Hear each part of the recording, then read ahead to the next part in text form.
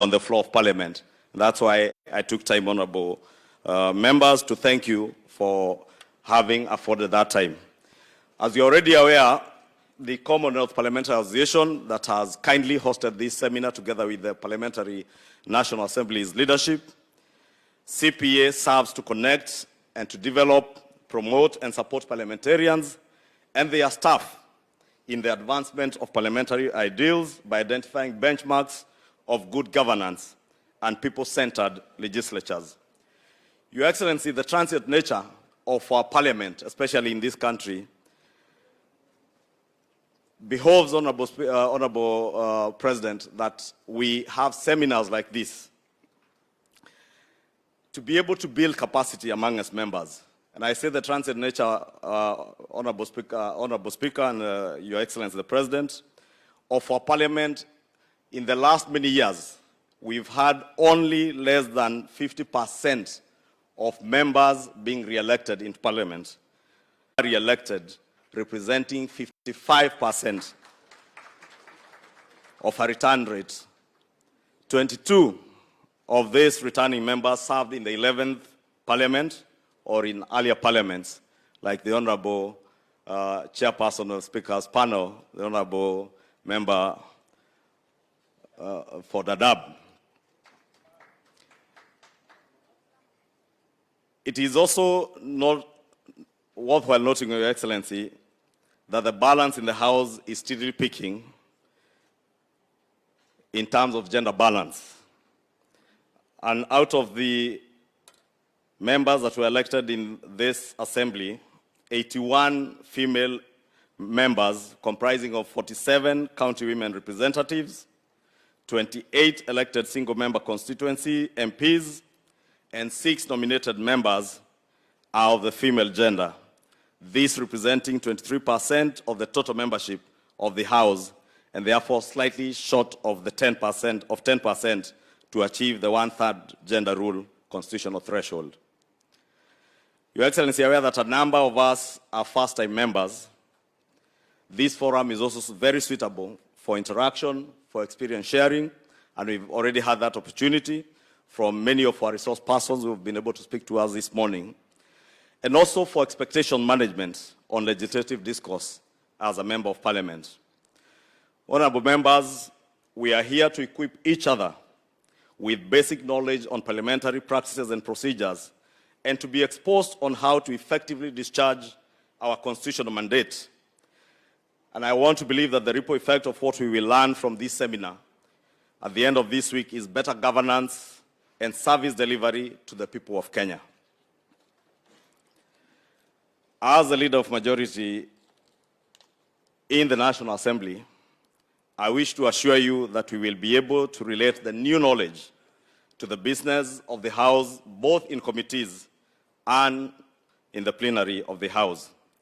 We must rise, as the leader of minority said, above self to safeguard the welfare of our nation and realize the people's expectations of their elected representatives. This is the underpinning principle of any democracy that has regard for good governance and continuous improvement of the welfare of its people through their elected representatives. Your Excellency, it is undisputed that governments all over the world exist to serve their people. And parliaments, in effect, act as a principal lawmaking institution that is charged with the legislative function, hence setting the boundaries within which any government, including you as Your Excellency, will operate. It is my conviction that this seminar will fortify strategic interventions for adoption by the legislature to address the emerging issues in the delivery of its mandate and underpin governance in an effective and robust manner, while having citizen needs at the core of everything that we do. Honorable members, politics for us, because we are elected as politicians, is a way of life for each member assembled here today. And I'll tell you, members, in my experience as a ranking member of the National Assembly, is that as much as we cannot fail to play politics in every matter, the voice of reason is always and must always prevail on every member where the people's welfare is concerned. And as much as we will hold very firm political party positions, we must never allow grandstanding to come in the way of well-intended and noble decisions that the National Assembly make in line with our constitutional mandate to serve the people that we come to represent. Your Excellency, I want to assure you that this is a spirit I will endeavor to have matters resolved across the divide with our minority party colleagues, and similarly, and more importantly, we must, as the National Assembly, come together to play our rightful role to ensure effective oversight of the executive at all times by confirming that the actions of government are addressing emergent needs and that good governance is entrenched in our society and indeed in our country. It is also not lost on me, Your Excellency, that a pragmatic review of the National Assembly standing orders is critical to the realization of your government's agenda for this great nation. We shall initiate a review of the rules of procedure in order to align them to the government's agenda while protecting the independence of the National Assembly to safeguard its constitutional mandate and public interest. And I must report to Your Excellency that indeed the relevant committees have already begun work to review some of these standing orders, including the provision to allow cabinet secretaries to appear before the House and some of the other issues that the Leader of Minority has spoken to. Finally, honorable members, the range of topics, as the Deputy Speaker has indicated, that will be covered in this seminar is akin to a crash program or a crash course on all matters that you, as an effective member of the National Assembly, must be versed with. I won't take a lot of your valuable time enumerating the content of what you'll be going through in the course of the week. But suffice it to say that I am sure we shall leave this hall better equipped with practical experience and knowledge of what an elected leader, on what makes an elected leader like yourselves and myself become a global citizen, a servant leader of the people, and an expert decision maker on all public affairs. Honorable members, the Leader of Minority, the Honorable Pio Wandai, has challenged us on what the 10th Parliament is remembered for, especially in the enactment of the new Constitution. And he has posed a question to us: what shall we, as the 13th Assembly, be remembered for? He's also enumerated the numerous challenges that face our people and some of the interventions that we should be looking into as members of Parliament. I want to believe we have the capacity, we have the will, and we have the determination to make the lives of our people better than we found them. And I just want to say, if you would agree with me, honorable members, knowing the suffering that our people are undergoing today, knowing the kind of economy that we have come into office under, it is a challenge to us that this Parliament must and should be remembered as that assembly that restored the economic dignity of our people and restored hope in their country. And I want to end by challenging you, honorable members, that we must be able to take our rightful position as members of Parliament to represent our people, to oversight government, but as I said, not to ever allow grandstanding and firm political party positions to get on the way of what is right for the people of Kenya.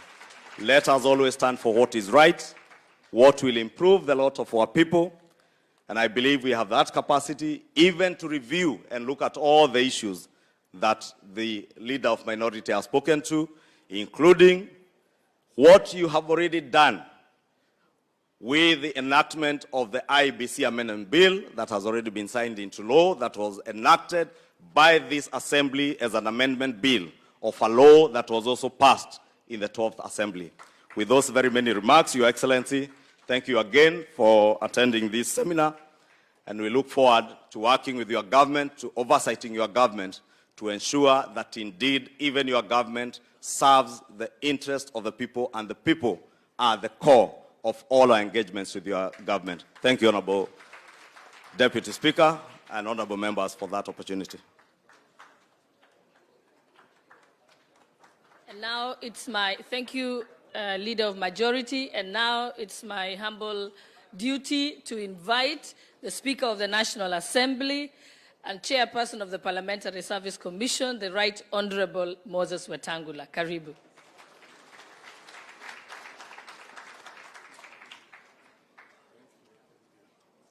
Thank you, Deputy Speaker.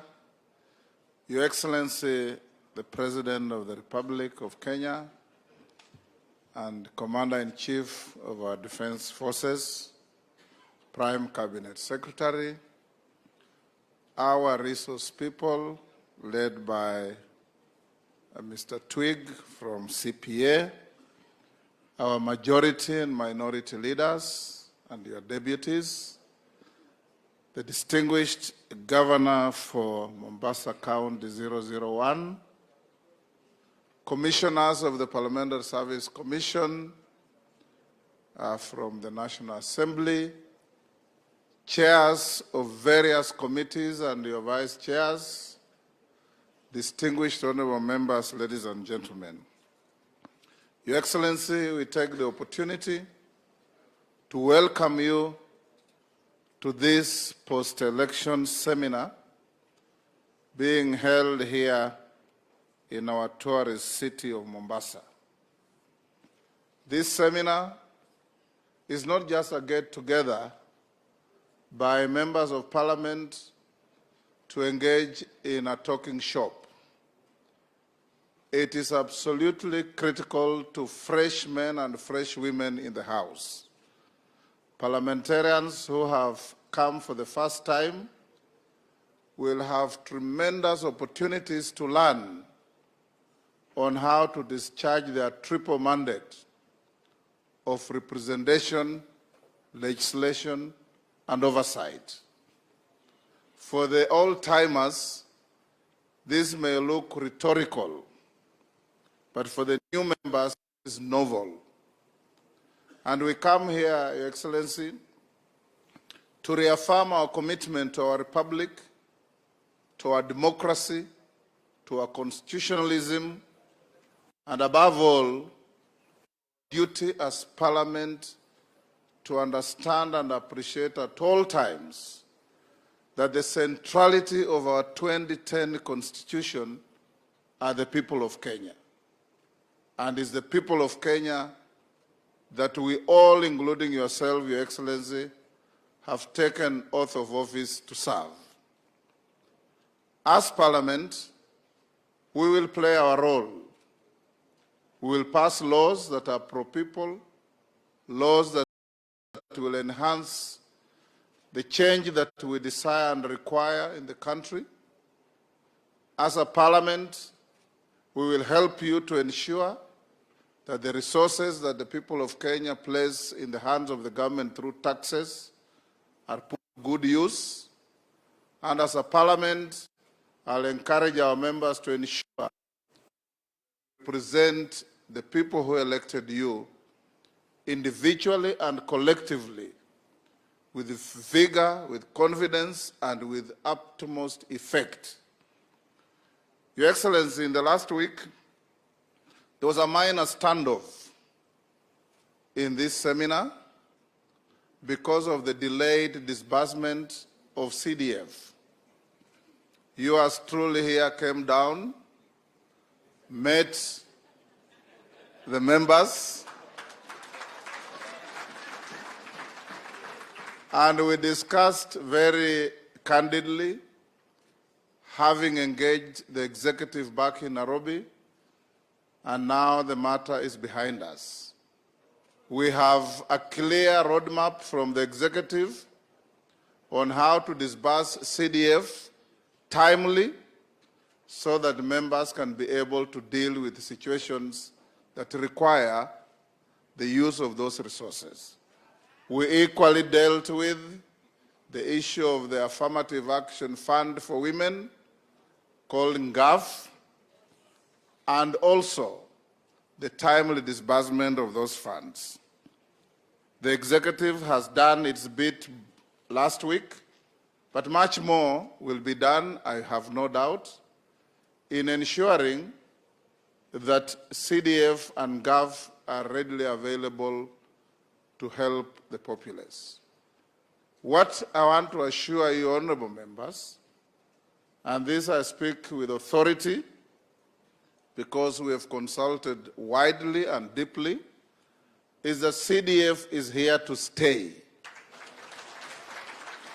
And it's incumbent upon you as members of parliament to engage meaningfully and effectively to ensure that the irritations you keep getting from vexatious litigants going to court on each and every issue at every twist and turn to frustrate the management of public resources that help the ordinary people must be put to rest by ring-fencing these funds in the Constitution. Because the bogey boy of the litigation is always the constitutionality of the funds. Make them constitutional beyond any reasonable doubt, and the vexatious litigants will be run out of business very quickly. Thirdly, Your Excellency, this seminar is good and rich because for the first-timers, they are going to be exposed to a lot of issues on what is expected of them. They have to learn on how to deal with budgets. They have to learn on the limits and extent of their privileges. They have to learn on how to be effective representatives. They have to learn on how to be effective oversighters of the executive. And above all, this is a mold that takes you to be great statesmen and women in our republic. And as I told you last week, noblesse oblige. Nobility carries obligations, nobility carries responsibility. So as members of parliament, we expect nothing less from you but conduct with extreme and absolutely admirable and unimpeachable decorum. Because you represent people, you carry their aspirations. So as your speaker, I want to encourage you, even when you want to actively disagree with an issue, it is demeaning and an affront to the title you carry for you to raise your voice unnecessarily and beyond reasonable measure. We can disagree in a very, very soft way. I always say you must choose to engage in megaphone diplomacy, and we shout at each other from the top of KICC, or we whisper into the right ears to get the right issues done. Both will give you the same effect, but the whispering will give you a better effect. I want to end, Your Excellency, by encouraging your government that these members of parliament are a resource for you. Your agenda will only get effect and meaning when it is turned into legislation. Any regulations from the executive take effect and meaning when they are approved by parliament. And as a parliament, we'll be able to work hand in hand to ensure that the people of Kenya get what they deserve, get what they need, and live an incrementally better life than the time you came into power. We as parliament have a cardinal duty to defend the Constitution, to uphold the Constitution, and we are going to do so without any fear or favor. Whatever you have sent to us to deal with is already before committees. Honorable members, as I finish, I have taken the extra step recently to put a team together because of the myriad of litigations that face Parliament on the most frivolous issues. I have brought together a team of senior lawyers in the House: Otienda Molo, Peter Kaluma, Murugara, John Makali, Wakili from Katanga, Osoro, and many others. And those who are not in the team, you may volunteer if you wish to join, so that you constantly deal with issues as they emerge, so that we are not held back by decisions of courts because we are not representing ourselves well. We are going to make sure that we give those pro bono services, and those members have assured me, Your Excellency, they'll give pro bono services to ensure that they take head-on and run out of town vexatious litigants as soon as is practically possible. It is now my humble pleasure, honorable members, and when His Excellency finishes addressing us, we are a bit too many probably to have a group picture. We probably will ask the leadership and our resource people, and of course the Prime Cabinet Secretary and the Governor, to have a photo opportunity with the Head of State. And then His Excellency will join you for lunch. And those of you who have any sticky issues, you know the President has been a member of Parliament. He was there before CDF, and he was there during CDF. He knows the difference between the two. So you actually are preaching to the converted. And when you preach to the converted, it may end up spending our time badly, because he knows exactly what CDF means. Your Excellency, it is now my humble pleasure to invite you to come and talk to these distinguished members of Parliament of the 13th Parliament.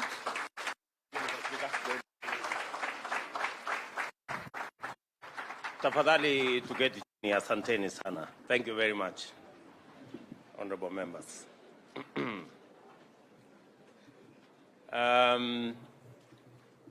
Mr. Speaker, sir, the Honorable Moses Masika Wetangula,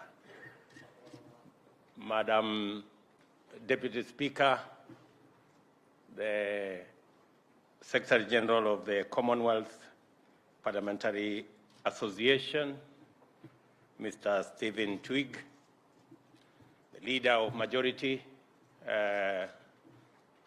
Kimani Ichung'wah Anthony, the Leader of Minority, Opiyo Wandayi, the whips, honorable members, good afternoon.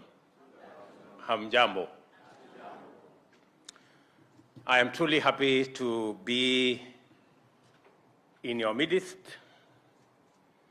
And before I make my small remarks, let me first take this opportunity to congratulate each and every one member who has been elected to the 13th Parliament.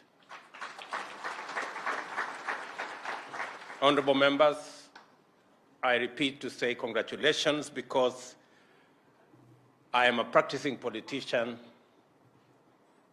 I have been elected a few times, and I know how difficult it is to persuade people to elect one. So I have tremendous respect for elected officials. Congratulations to all of you.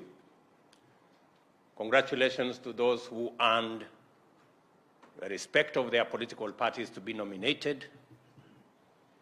And let me say from the onset that I look forward to working with all of you. I join you, honorable members, on this National Assembly Day at this event of tremendous importance as you undertake deliberations, reflections, consultations, and other discourses related to your mandate, which is essential to citizen well-being and our collective national progress. Since my last encounter with you, when I addressed a joint sitting of Parliament, significant developments have unfolded in our constantly evolving context. The role of the legislature has continued to assert itself in highly important, far-reaching ways. The need for a clear, rational, sustainable, and clear framework of engagement between the three arms of government has come out in very sharp focus. The National Assembly has, over the brief period, considered and passed legislative items that are critical for the nation, robustly vetted and approved various appointments of state officers, including cabinet secretaries, principal secretaries, and the Inspector General of the Police Service. At the same time, you have concluded important internal agendas, including the formation of House committees, and it is my special honor to respectfully acknowledge the presence of the chairpersons and vice chairpersons who are in our midst. Pongezi sana waheshimiwa for being given the mandate to run the affairs of the various committees of the House. I thank you, Mr. Speaker, and honorable members for the priority you have accorded the government agenda in the House. As a result, we were able to expeditiously constitute the executive, conclude critical legislation, consider and approve various nominees for appointment to public office. The approval of the regulations which brought the Hustler Fund into operation, thereby realizing our financial inclusion agenda, is of particular historic significance.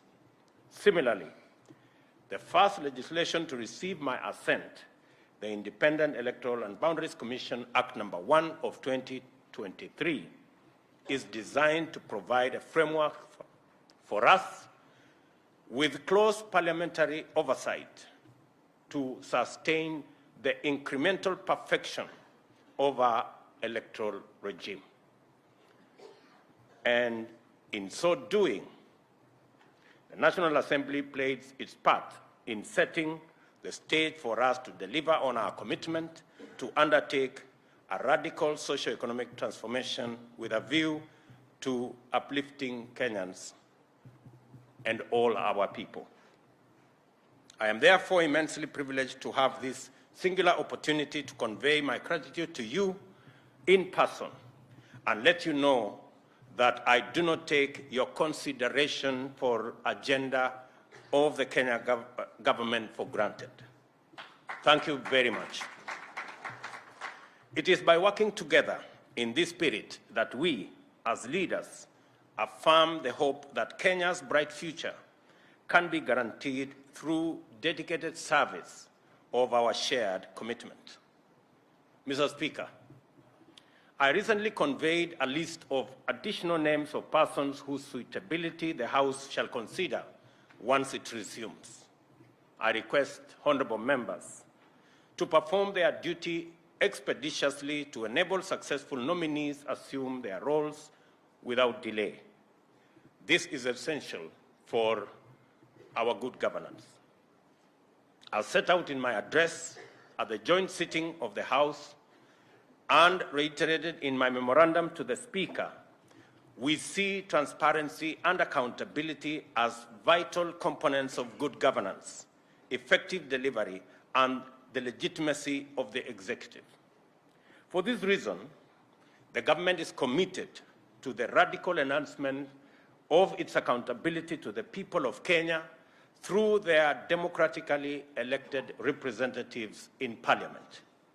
In keeping with this commitment to enhancing government accountability, I have formally requested Parliament to formulate within its procedures a mechanism for cabinet secretaries to appear before the House and give account to the people's representatives.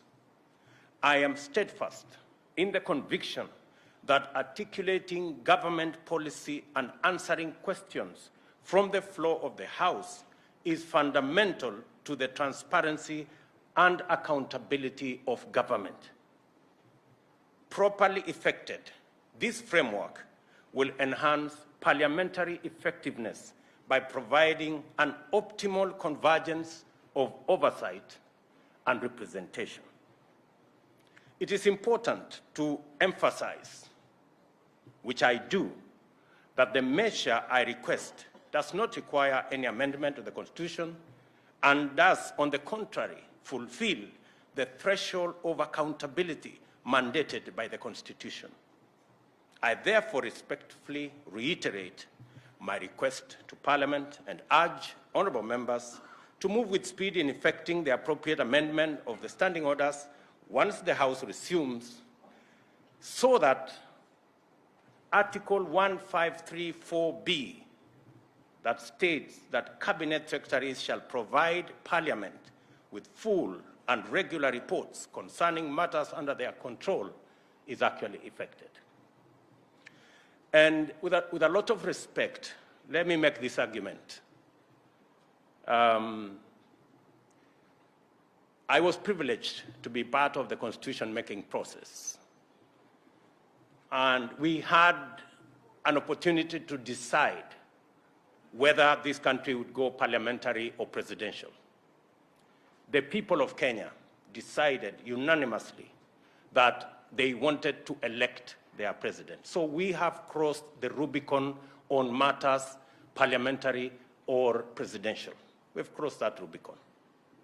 What we need to do is to refine the system of government that the people of Kenya decided, the presidential system, to refine it so that it is much more accountable. When I sent the request to Parliament for you, members, honorable members, to consider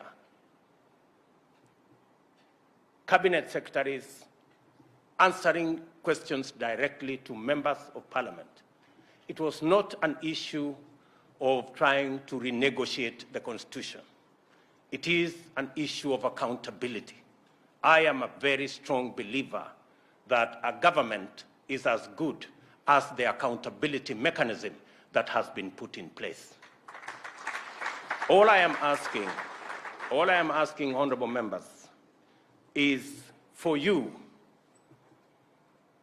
to better, much more effectively, much more efficiently, to be able to discharge your responsibility of oversight over government.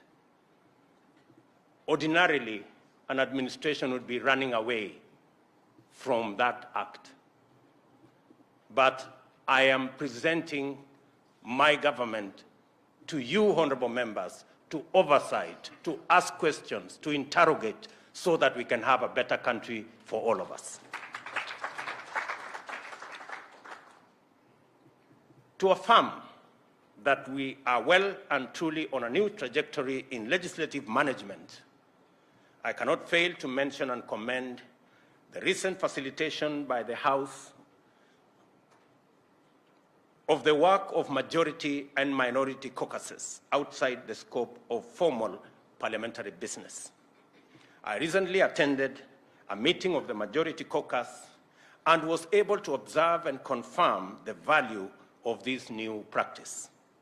It is a welcome innovation, and I salute the imagination deployed by the House in achieving this outfit.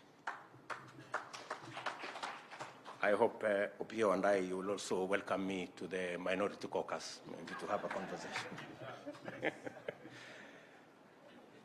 I indicated at the onset that this event is critical and of fundamental importance. By design, Parliament is a consequential institution of state. A democratic government is underpinned by a representative assembly. The people, who are sovereign, speak to government on a continuous basis through Parliament. Through their members of Parliament, the people ask questions, find answers, audit the exercise of power and resources by their authorized officials, authorize the sharing of resources, interrogate, and moderate public policy. In our progressive democratic dispensation, the government is not feasible in any shape or form without a duly constituted parliament. It is clear that the robustness of our democracy, effectiveness of government, viability of the state, and the feasibility of development depend to a considerable extent to the existence and effective functioning of a strong parliament. The role of parliament, as set out in Article 94, outlines the fundamental scope of the institution. The role of the National Assembly, as set out in Article 95, goes further to establish the vital implications of this indispensable institution. Members of Parliament are therefore state officers who individually and collectively perform duties and functions that go to the heart of governance and democracy. The Constitution has invested heavy demands upon your legislative oversight and representative roles. At the same time, it is most remarkable that there exists no standard curriculum, education, or training institution to facilitate legislators in performing their functions. The principle of sovereignty of the people dictates that no barrier should fetter its full exercise, and that whoever the people elect must be deemed fit for purpose and promptly thrown into the deep end of complex, diverse, often specialized technical legislative activity with monumental national implications. I know from experience that how Parliament fares collectively is a function of the capability and efforts of individual legislators. I also know that effective representation of our constituencies is highly challenging, and that at all times we work under significant resource constraints. Nevertheless, members of Parliament quickly adapt to the pace of national service at the parliamentary level by principally exercising an insatiable curiosity and also through peer learning. In this gathering, there exists precious nuggets of wisdom and invaluable learnings from the experience of colleagues who are sitting here, especially those who are ranking members. This post-election seminar is therefore particularly welcome since it provides a more structured forum for the exchange of insights, experiences, techniques, and contemporary knowledge on the conduct of parliamentary affairs. I have noted that your engagements will cover such critical matters as parliamentary procedures, budgeting, as well as powers and privileges. These go to the heart of your role as parliamentarians and will simultaneously fulfill the functions of a welcome new learning for debunked members and a timely refresher course for the veterans. Equally important, this seminar is an opportunity to forge useful networks with colleagues, as well as distinguished guests who are present here, including the gentlemen from Commonwealth, who are visiting from various other jurisdictions. By design, our parliament represents the face of Kenya. Its diversity is unrivaled as a perennial feature of the institution. Every portion of Kenya, as well as every community, belief, shade of opinion, and occupation are represented. The representatives themselves are equally diverse, with members hailing from innumerable professional backgrounds and walks of life. Among our members of parliament are lawyers, doctors, engineers, including Sudi, hospitality professionals, teachers, former military and police personnel, administrators, trade unionists, and businessmen in various networks. and sectors. Yeah, somebody introduced to me Sudi as Engineer Sudi, so I was just... I celebrate this diversity and encourage you as leaders to embrace it as a platform to champion a Kenya that is strong and united, yet proudly diverse and inclusive. We must be more intentional in order to make this tremendous endowment count for the betterment of our nation. I am further encouraged to witness the fact that your appetite for diversity is not restricted to our local situation. You have partnered with the Commonwealth Parliamentary Association to host this seminar and brought on board facilitators from South Africa, the United Kingdom, Australia and Canada, as well as the United States of America through the good offices of the National Democratic Institute and the International Republican Institute. The objectives of this seminar are aligned with long-standing collaboration between Kenya and the Commonwealth Parliamentary Association, as well as the agenda for the development of parliamentary democracy that we share throughout the Commonwealth family. Mr. Speaker, one outcome I look forward to with great anticipation is the emergence of a robust ethos of strong individual and collective parliamentary performance, is cognizant that Parliament, the national executive, and the judiciary are ultimately arms of one government. Let me repeat that. One outcome that I look forward to with great anticipation is the emergence of a robust ethos of strong individual and collective parliamentary performance that is cognizant that Parliament, the national executive, and the judiciary are ultimately arms of one government. It is essential that we make significant progress in building a constructive synergy among the arms of government, which scrupulously observes constitutional boundaries, checks, and balances. At the same time, we must be capable of coordinating effectively towards the realization of our shared aspiration, the well-being of every citizen and their socioeconomic uplift through a radical transformation governance and in our economy. In order to achieve effective synergy between the arms of government, I have assigned the Prime Cabinet Secretary, the Honorable Musalia Mudavadi, the role of coordinating and liaising with Parliament on the legislative agenda of government.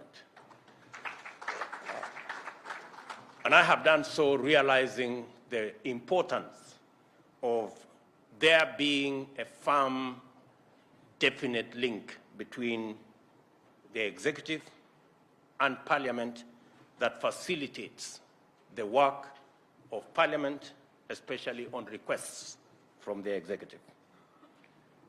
I have also assigned the Honorable Attorney General, Honorable Justin Muturi, the counterpart liaison role with the judiciary. I hope, dear honorable members, that you see, as I do, a collaborative framework along these lines is a viable means of deploying our leadership capabilities to address the issues that matter to Kenyans. It is in this spirit of effective coordination and constructive synergy that I wish to address the matter of dispute management. We are a proudly diverse but inclusive democracy. Parliament represents every shade of opinion in Kenya. Differences, disagreements, and divergent standpoints are inevitable. Something would be terribly wrong if we agreed all the time on everything. How we handle disagreement goes a long way to demonstrate our grasp of the parliamentary mandate. The name Parliament originates from an old French word for speaking. Parliament is the national forum where the people, through their representatives, reason together on a continuous basis. Speaking with each other is the essence of the institution. Through debate, consultation, and negotiation over every matter until an acceptable position is reached. Parliament is not a place for picketing or heckling or holding demonstrations or holding other institutions at ransom. I must respectfully observe that the emerging practice of litigating disagreements through the courts not only contradicts the essential purpose of parliamentary institutions, it demonstrates the failure of Parliament at the level of institution and at the member level. The people elected members of the National Assembly to perform their work through Parliament, not the judiciary.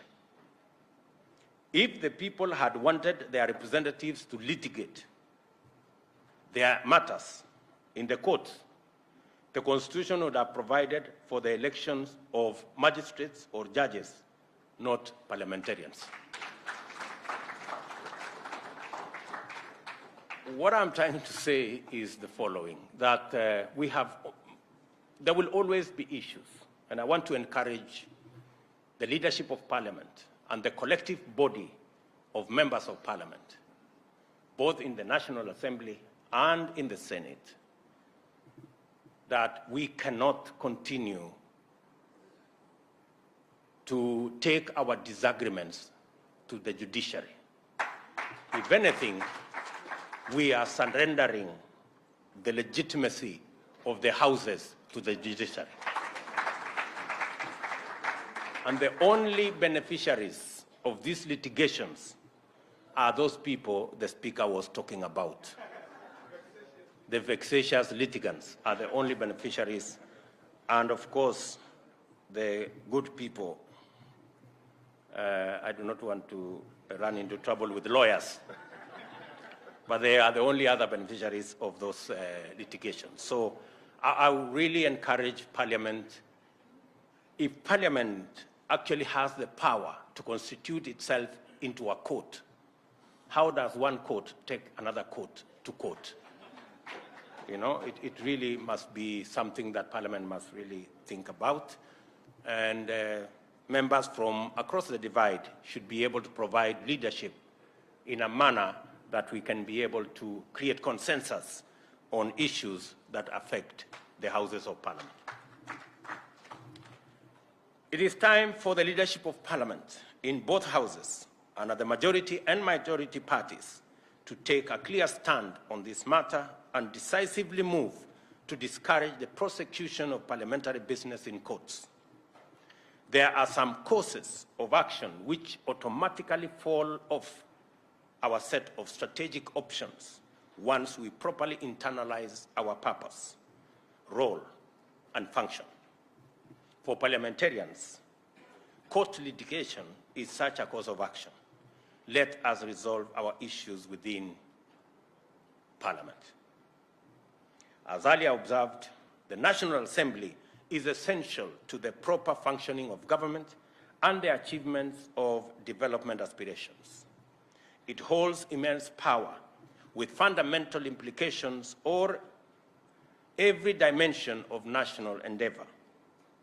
This power, however, must be exercised with prudence, restraint, and a strong sense of sustainability, especially as pertains to matters budgeting. I agree entirely that we must cut the cloth that fits us. We cannot continuously have an oversized budget and imagine that there will be some miracles that will happen. When I came into office, we had a budget that we needed to borrow 900 billion. And I thought that was reckless and irresponsible. I cut it down to 600 billion. I will be presenting shortly our revised budget that will actualize that commitment that I made to the country.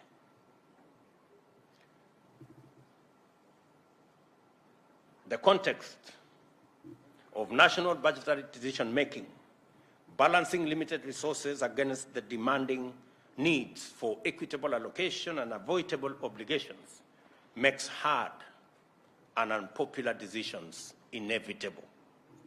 The scope of our budgetary ambitions is firmly dictated by our ability to finance it through available revenue-raising measures. Service delivery depends on appropriation of available resources, and it is quite clear that not every item we deem urgent and necessary will be financed. And when I say available revenue-raising measures, I mean that each and every one of us, once we agree on a tax regime, each and every one of us must pay their part of taxes. We cannot continue to operate in a space where those in power exempt themselves from paying taxes using all manner of instruments, while those who do not have as much power pay tax. All I am saying is that the good people who are used to exempting themselves from paying tax, their day is up. Every citizen must pay tax. That's all I am saying. And it doesn't matter. Even if they sponsor demonstrations so that they don't pay tax, I want to promise them they will pay tax. There's no more exemption. This country is not the animal farm, where some are more equal than others.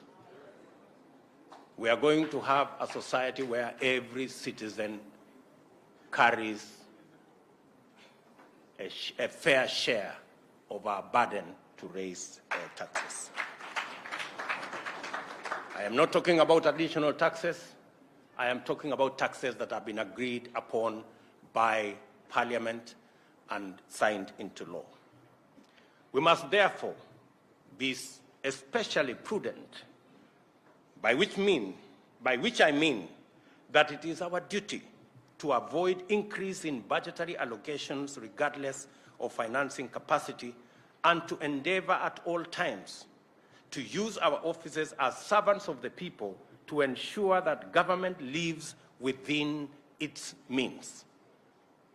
And that is a collective responsibility, both by the executive and by the legislature, that we ensure that our budget-making process is aligned to the resources that we have. This calls for us to bring back our expenditures within sustainable limits. Our recurrent expenditure currently outstrips revenue collection. You will recall that in our last interaction, I directed the National Treasury to reduce budgetary allocation, as I said, in this year's budget by about 300 billion. The reductions are going to be included in the supplementary budget for your consideration once the House resumes, and I am counting on your understanding and leadership to minimize non-essential expenditure. As pertains the NGCDF, you don't need to convince me about the importance of decentralized funds in meeting the everyday needs of ordinary citizens at the grassroots. I was a member of parliament when there was no CDF. I was a member of parliament when we introduced CDF. I know the difference. It is like day and night. I understand the pressure that you are under in regard to this matter, and I am also aware that the National Treasury has communicated its commitment to a disbursement schedule that is realistically aligned to revenue projections and actual collections. I therefore ask you to be understanding and to work with what is actually possible. And I will be as candid as I can be so that we don't overpromise and we don't underdeliver.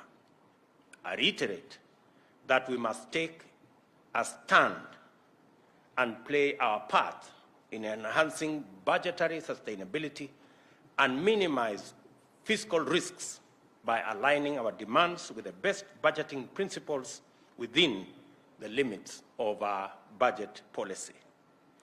Due to the prevailing drought, our people are undergoing food stress.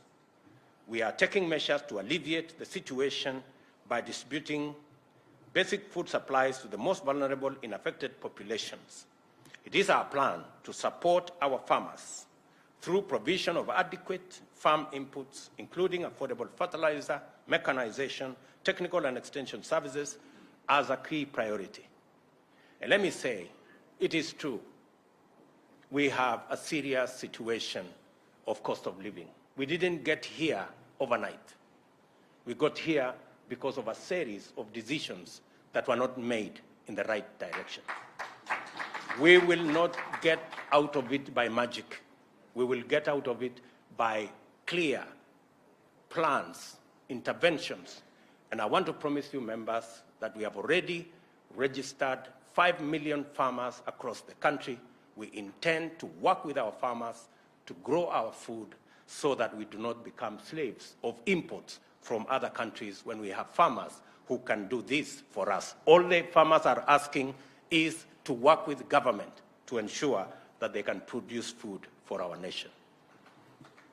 I know that the National Assembly has and will continue to receive reports detailing the manner and extent of environmental harm occasioned in various parts of the country through various reckless and illegal acts. Deforestation and pollution are among the leading practices. I recently launched a national tree planting program aimed at growing at least 15 billion trees by the year 2032. I urge you to join the movement to green Kenya by leading tree planting campaigns in your constituencies. Additionally, I encourage you to be mindful of the imperative to prioritize the conservation of wetlands and inland water bodies, including rivers and swamps, which are critical for our water needs. I have been greatly encouraged to note your strong participation in regional and Pan-African forums. This is an aspect of your activity that deserves greater focus as an integral part of your functions. The starting point is to arrive at an understanding and articulation of the East African community and other regional frameworks as platforms for us to enrich our sovereignty by projecting our national values and embracing our brothers and sisters throughout our region and continent into networks of collaboration and cooperation for mutual benefit. It is your various interparliamentary encounters, therefore, that will make our values visible as an integral part of our national brand and extend our networks of solidarity and goodwill across our region. As I conclude, I wish to reiterate the Government of Kenya's commitment to sustain a high level of effective, impactful, and transformational engagement with Parliament, since this is key to the achievement of our vision for Kenya. To underscore the seriousness of this commitment, I have designated a principal secretary solely responsible for parliamentary affairs under the Prime Cabinet Secretary, a liaison and coordination function. And I'm sure the Honorable Musalia Mudavadi will be speaking to you later. I intend to honor your invitation to forums like this in furtherance of our intention to enhance synergy among arms of government in order to deliver a more and a better Kenya within a short time. And let me commit to this August gathering that we will continue to explore avenues of building synergy between what you do and what the executive is doing, and I have no intention whatsoever to compromise the oversight role or the independence of Parliament. Parliament must always defend its independence and must always act independently as is required by the Constitution, as we do in the executive and as we do and as the judiciary does, all understanding that we serve the same people, but we have to do so from different platforms. It is now my pleasant duty, honorable members, to declare this seminar officially open. I wish you very fruitful deliberation. May the good Lord bless you. Asanteni.